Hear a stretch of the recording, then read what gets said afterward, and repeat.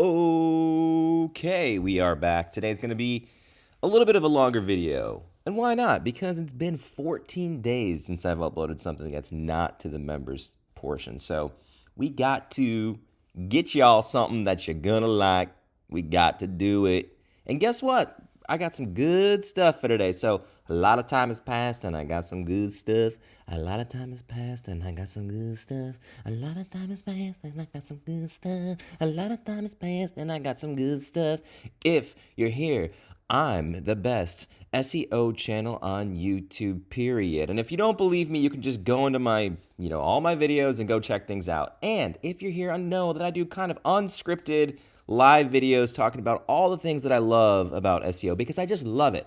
If you're an analytical person like me, you like data, if you like challenges, then boy, SEO is gonna be for you.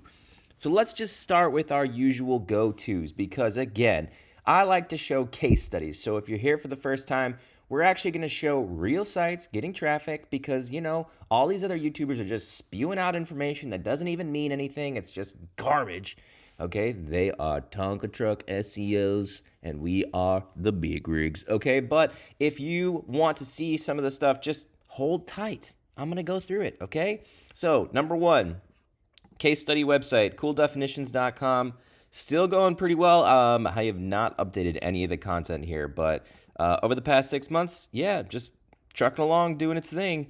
Again, it's probably going to hit a wall at some point here because we need to essentially start posting up some more content. But life has been busy. January and February have been good months, and so we need to start punching out some stuff. That's just the case. Okay, it's probably going to peter off, but. We've had a little bit of a dip. I think we covered that last time. That was 23,000. So since the last video, up about 3,000 in search traffic. So pretty cool. Okay. Other thing I want to cover is a website that we totally tanked a while back in 2022. And look at this. Complete resurgence of the site. Totally tanked it. And then, we brought it back. So I will be covering in future videos how to bring this back basically from zero volume. Like it was just totally annihilated by Google and it came back, but you can see how long it took, almost a full year. Note, SEO takes a long time. Let's say this again. SEO takes a long time. It is a machine that is analyzing your domain and documents, and there's a lot of content on the internet now. So it just takes a long time. I think a lot of people, they come to me, even like customers, clients, they're like, hey, we want SEO to work very quickly. It's like, I can get it to work within 3 months. That's probably as quick as it can be. But even after that, sometimes it takes longer. So trust the strategy, okay? Trust the strategy. But anyway, I will be talking about this a little bit more. It's pretty cool that it got all the way back and, 4,700 pages indexed. This is a little bit of a programmatic SEO approach, kind of like an experiment. So I'll cover it in future videos and how that got back and what happened there. Okay. And if you want to see that, definitely leave a comment saying, yes, I want to know how to undo Google penalties in the real way, not the way that some of these other YouTubers are talking about it. All right. Last little note, definitely please sign up and join the members channel if you're here. It's only $5 a month. It just basically helps to support me. So if you like what I have to say, support me. That's the section that'll do that. $5 a month, some cool videos in there, kind of me talking through some of what I'm working on, etc. And then, of course, you have like the Truth Serum package, which is where I'm doing some of the high-value stuff around link building and all that good jazz, okay? So if you're interested, definitely do it. But just $5 a month just helps to go to support the channel. This is listener-supported. I do not make money off of ads, really. So I know Google's throwing up the ads, but I don't really make money doing that. So, $5 a month, listener-supported. Let's keep the community going. All right, today we are going to cover kind of the top SEO mistakes that I made in the beginning and how you can avoid making those mistakes. So I started in SEO 5, 6, 7 years ago at this point, and honestly, some of the mistakes are all still the same, okay? And so I'm just going to try to give you the quick masterclass on how to avoid all of these like very, very common mistakes. So let's start with our quote. How to succeed? Try hard enough. How to fail? Try too hard.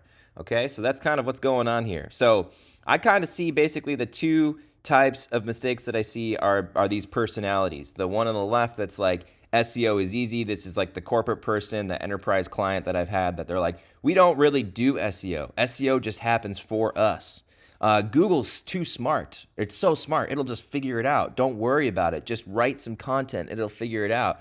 Don't worry about SEO. SEO will come to us, basically. And it's like, that's just not how it works. Google is a machine. It's not like there's somebody who's sitting behind the machine trying to determine, oh, let me understand your brand's website and let me figure it out. Like it's machines that are doing this, so we have to help the machine, okay? So that's like the person on the left. This is the person who basically doesn't value it at all. And there's this person on the right who's like basically the SEO simp. And this is like, give me all the cheat codes, do everything. I need every single thing. I want to do all the backlinks, all the internal links. I want to have the longest content. I want to have video. It's just like too much stuff. And then essentially just it turns into life sucks because they end up kind of like screwing themselves over, essentially. That's basically what happens. And usually that person also comes to me as well because they're like, I've done all these different things and SEO is not working, and it's just like, it's like a rat's nest. And it's like, all right, we need to like pull every single rat out of this thing until it's clean. That's kind of what's going on. And so these personalities essentially do the same stuff. It is, number one, they don't really help Google to understand the page. So if you're thinking about like documents, you need to make sure that Google is a machine that's doing this. So I'm not just talking technical SEO. I'm just talking like you understanding that you are trying to help bridge the gap between the end searcher and a page document that you have. So it's about understanding what is that end searcher looking for, but we're going to go into that today because a lot of people say that, but they don't really tell you how to do that, okay? And so we are going to go into a little bit on how to do that.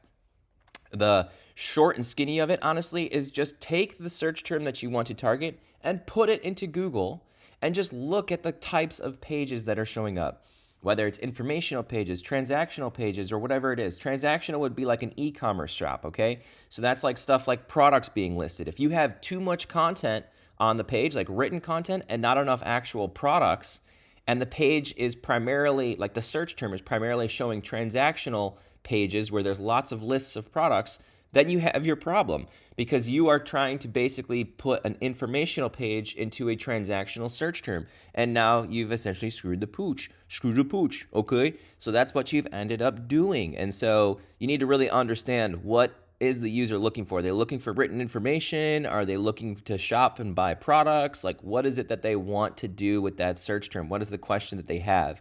Okay, so just put the search term right into Google and just look at it. It takes all of 2 seconds, and you can save yourself tons of headache, okay? So again, doesn't answer questions that users and searchers have. Number 2. And then essentially these three things like combined, or these 2 things combined essentially create number 3, which is it's basically they just shooting themselves in the foot. And that's basically what happens. And they're just like, well, SEO doesn't really work for me. Or like, you know, SEO is dead or whatever. And it's like, okay, that's not really the case. It's just like, you know, you kind of need to balance this out. Essentially, SEO is sort of a balance between these 2 personalities. And that's all that it is. So when you hire an SEO professional like myself, all I'm doing is looking to find balance on your domain. So you might have went imbalanced one direction where you thought SEO was too easy and you're not really helping Google, or you went imbalanced the other way where you basically said, hey, you know, SEO, I've done all the tricks and it's not working. And it's like, okay, well, those are all the tricks. So, okay, so let's just talk about this for a minute. So if you just Google how to do SEO, it's amazing how much on here is just complete garbage as well. And so if you start from here, you're also kind of, you know, you're kind of a little bit screwed as well. So, you know, Google has this SEO starter guide that they've kind of worked on, and like that's cool, but it really doesn't help you super, like it has a lot of detailed information, and I think that's great, but it's not really helping you to help Google. It's just kind of telling you a bunch of stuff still, and it's still not very helpful. And then essentially what you could do is you can also open up things like HubSpot or whatever. Like these are part of the search results. And if you go through here, which is amazing, is if you go on HubSpot, they're giving you all these studies and they're like, oh yeah, this is how it works. This is how it works. It's like this in itself, they're just doing SEO to you. They're just basically doing SEO. They're not really telling you how it's working because this now ranks for how to do SEO and they're link building from this article and all that sort of stuff. And so it's a little bit of like an echo chamber. It's not even really telling you how to do it. So when you go into these results, there's actually like nothing really in here that's useful. You've got all these articles like and these videos, by people who I've already kind of debunked and said like, yeah, it's kind of useful, but really it's like not super useful. They just say the same stuff over and over again.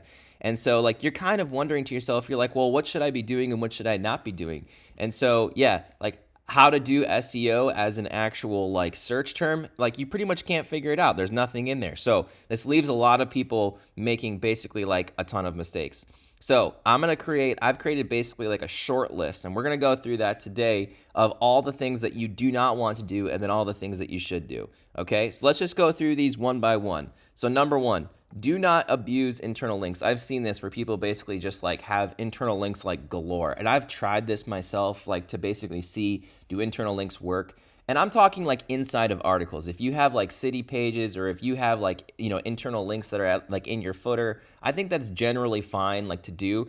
But don't go overboard. Don't like abuse this, because basically it's just non-relevant content for the search term that's on the page. So think about that. If you think about your page as like a percentage of content that's relevant to the search term, you want to make sure that a majority of the page document, the percentage of that is like 80% the search term. So if you've got all these internal links that are in there, like in your footer or like within the article or something, like then you just basically have non-relevant content. And the internal links like don't do the whole topical authority. Oh gosh, it's like every time somebody says the topical authority thing. I like it. It works to a degree, but it's about having it's about having a lot of good content on your domain. That's not about the internal linking. So don't abuse it, okay?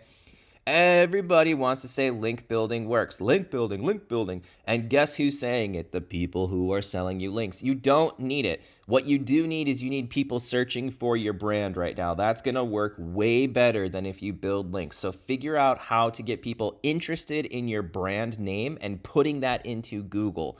You would need to understand the entity search, which is about names, brands. You need to build that brand up. Don't worry about the backlinks. You honestly doing backlinks will probably hurt you more than you might think. And I've done it myself. I actually eclipsed like 2 or 3 websites starting out, spending thousands of dollars on backlinks thinking it was going to work. And then I ended up having to do exactly what we did here, which we're going to talk about this because this is actually from using, again, indexing services that basically just force links onto your domain. And look what happens, a complete domain penalty, okay? And so I've talked about these penalties in other videos. Definitely go check out the channel.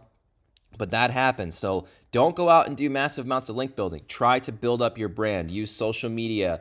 Use some of the paid services that are out there to help build that up, which are a little bit shady right now, but it's fine. Go and do that. Like, it's going to be hard for Google to track it, but build up that brand.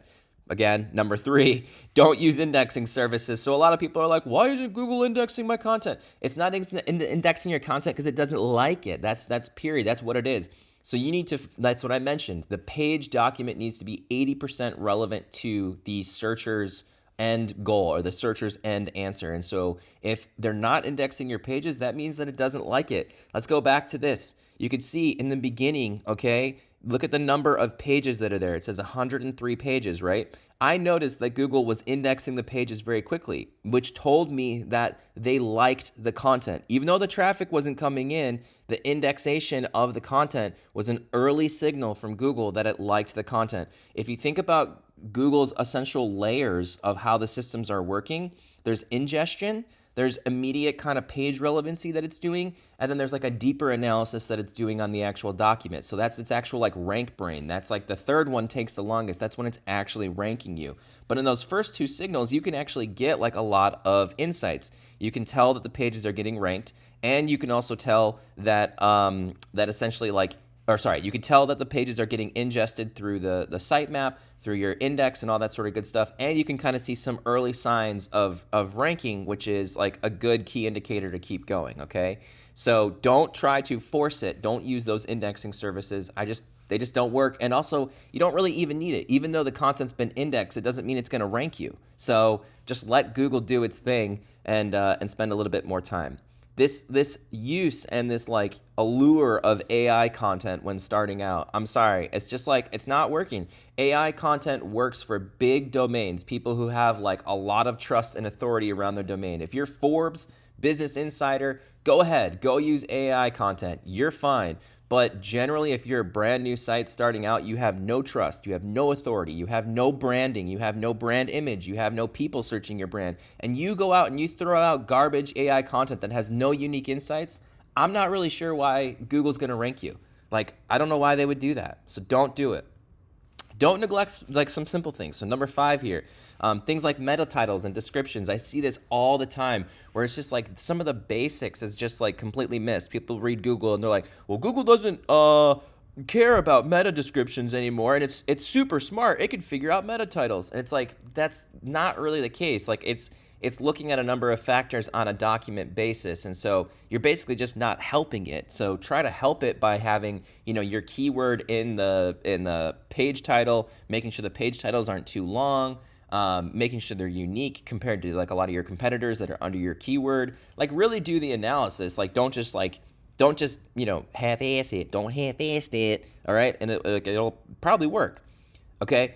Don't follow everything that Google says, number 6 here, to a T. I mean, they're going to tell you links don't work. They're going to tell you meta descriptions don't work. They have these campaigns to try to help you to basically form the internet into what they want it to be. Okay? They've even come out and said AI content works just fine.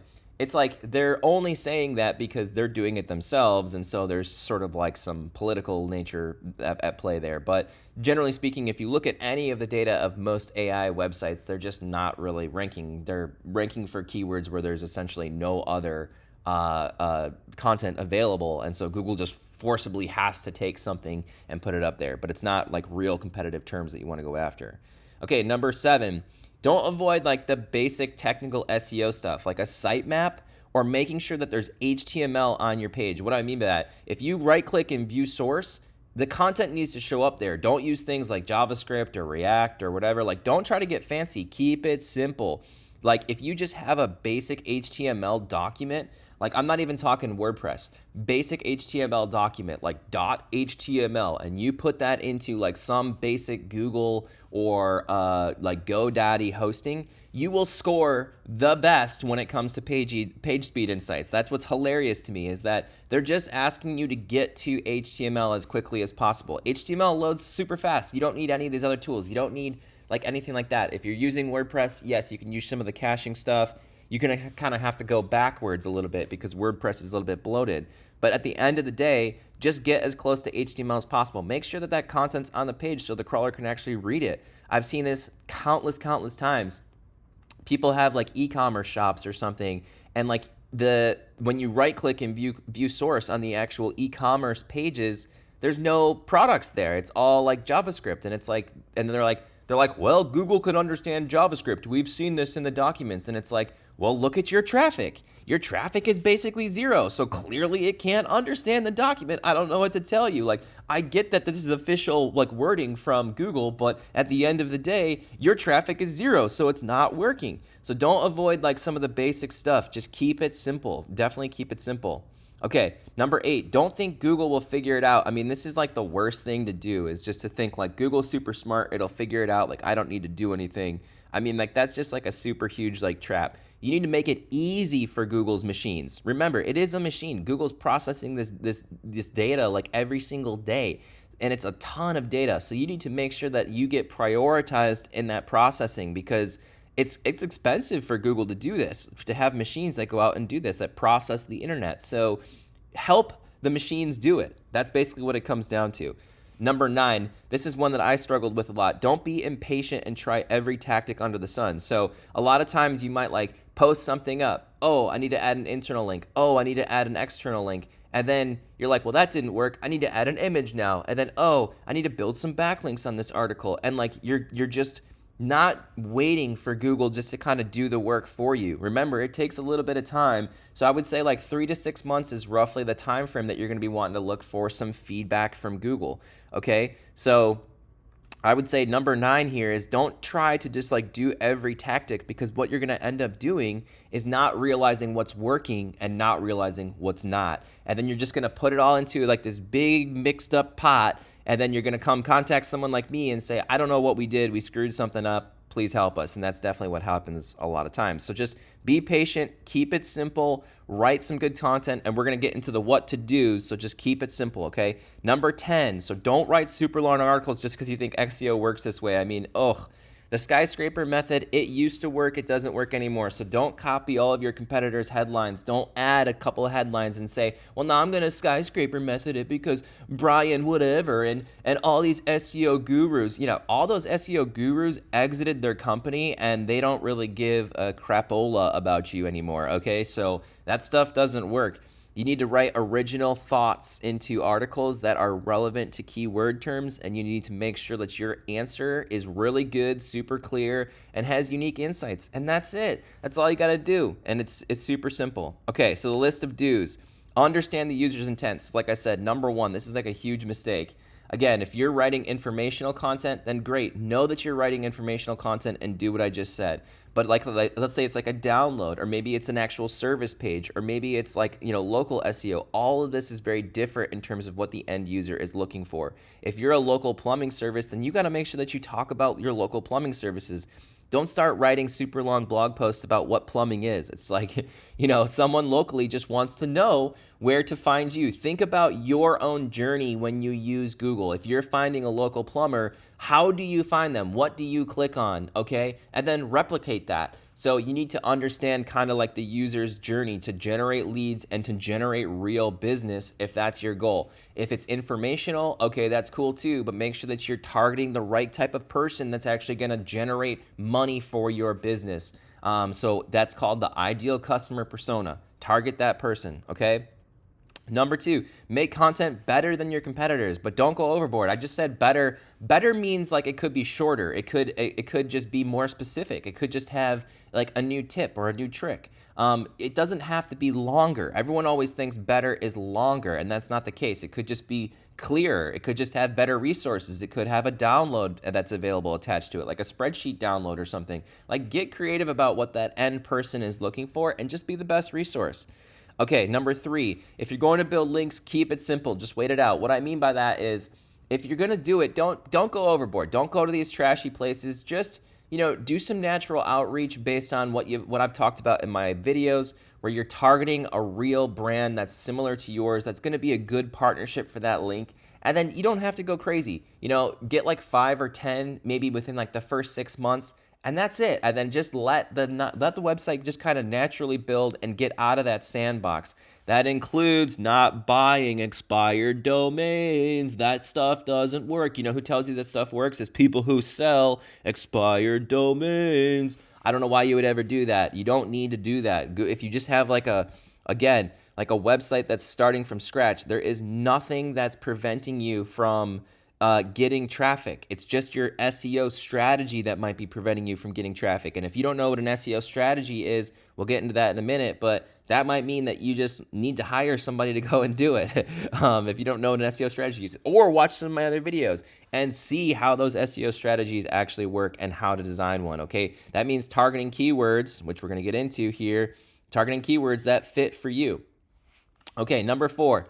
Experiment with Google's rankings on your pages. So analyze the rankings and how that's working. Look at the data through Ahrefs. And what you want to know is, again, just what's working and what's not working. And then do more of what's working and then do less of what's not working. And that's pretty much it. But do that within your keyword campaign, okay? Don't do that like based on what you're reading online. Like, look at your own keyword cluster and see what Google's preferring. Google will start to prefer the pages that answer questions better than all the other competitors for that particular keyword theme, okay? Does that make sense? So essentially, like, if you're targeting the right keyword themes for your domain, again, we're going to go back to cool definitions. It's all definitions. So we understood, hey, this is actually the right kind of theme, the right kind of information Google's looking for. Well, then it'll start to prefer it. So then just lean into that, lean into what's working, and then scale that up, and that's it. One day it will change and the traffic will go down, and that's just, unfortunately, the name of the game with Google. Think about like monster.com and Indeed. Indeed has like an incredible SEO profile. Monster.com does not. One just continued in the SEO game and the other did not, which goes back to kind of like that, I'm going to call it that pimp and that simp, okay, at the top. So there you go.